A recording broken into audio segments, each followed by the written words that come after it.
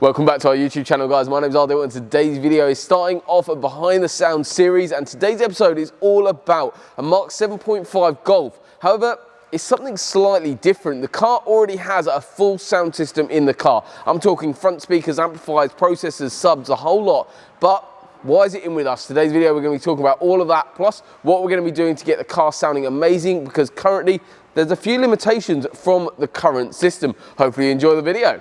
But before we get on to today's video, make sure you guys at home have subscribed to our YouTube channel, because we've got a massive competition live on our channel at the moment. We're giving away a brand new PlayStation 5 as well as an Audison Prima amplifier. All the details are in the description below. However, let's get on with today's video. So how are we actually making the system run what's called fully active, and what is fully active to start with? Running a fully active system means each channel on an amplifier runs directly to individual components. So I'm going to be walking you around what we had from when the car came in to what we're actually changing it over to.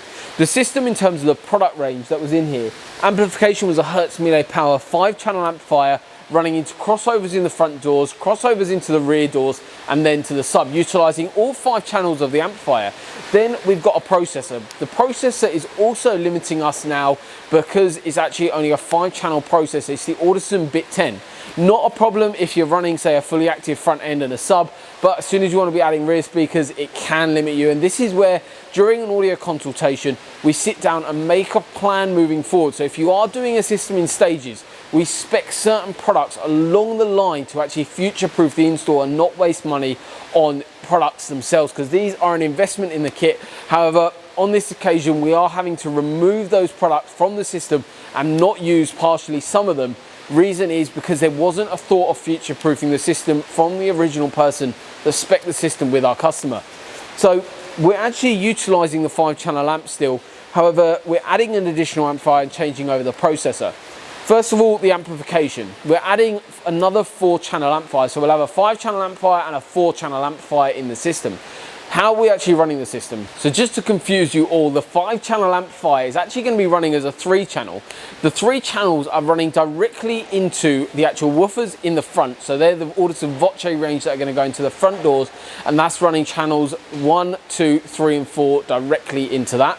And then the 5th channel is running the sub as it was before. But we're now adding on a 4-channel amplifier, and we're running that 4-channel amplifier to run the new Audison Volkswagen tweeters that are going into the A-pillar, as well as the fact we're running into a crossover into the rear. You might be thinking, well, I've just explained to you the disadvantage of adding a crossover. Yes, that is completely true. However, adding a crossover into rear speakers, because it's rear fill, we are want to be sending that full range signal anyway, and we're going to be dropping that back during the processing stage, so it's not too bad running it. Obviously, as an ideal situation, we could use a higher quality processor and then run a fully active rear system as well. But generally speaking, rear speakers are there for rear fill. A lot of companies won't add rear speakers. We are a strong believer that rear speakers do make a world of difference, especially in a hatchback. It just brings the sound stage all over the vehicle, and with a processor, we've still got time alignment, we've still got lots of control.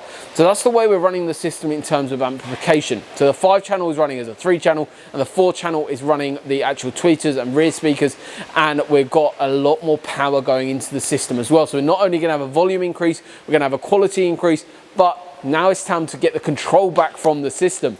Originally we had the Audison Bit Ten processor, 5-channel processor that allowed and limiting the system before, but now we're changing that to the Audison Bit One, an 8-channel processor that will allow us to have a lot more control of each component in the vehicle. Now we're running direct amplification to the actual tweeter themselves in the front, to the woofers in the front rear, in the front doors. We've got so much more control during that processing stage now when we're on the configuration with, and we'll also be doing a tuning install on this as well via BitTune, and we can configure the whole system in a whole different way and exactly what the customer wants. So if they want to drop the tweeters to a slightly different frequency response, if they want to adjust the actual output from individual components, we now have the ability to do that. Because of the change of products that we're using, because we're now future-proofing the install, we're getting it sounding exactly how we would expect it from original.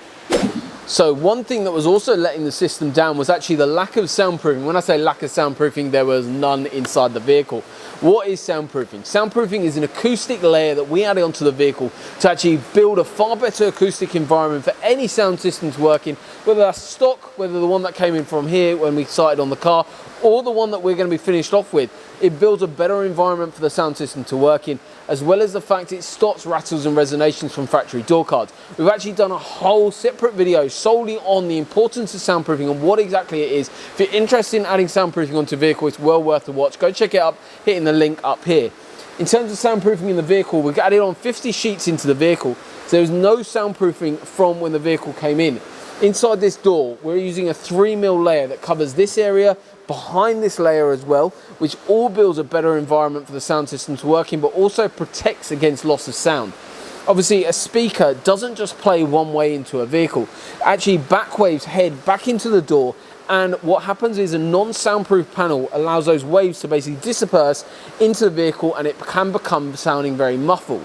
What we actually happen is when we soundproof the area, the sound waves then rebound against the soundproofing back directly into the vehicle, building a better acoustic environment for it to work in, as well as the fact it stops those rattles and resonations too. So it's a vital part of getting a system sounding amazing. So we're all wrapped up here on today's video. Thank you very much for watching, guys. Remember, if you haven't done it already, hit that subscribe button so you don't miss the next video, which we're going through the tuning stage and getting the car sounding absolutely amazing. You've seen some of the flaws from the system as it came in, all the way to where we're up to currently, and in the next video we'll show you a whole lot more. So make sure you stay tuned, but thank you very much for watching, guys. We'll see you soon.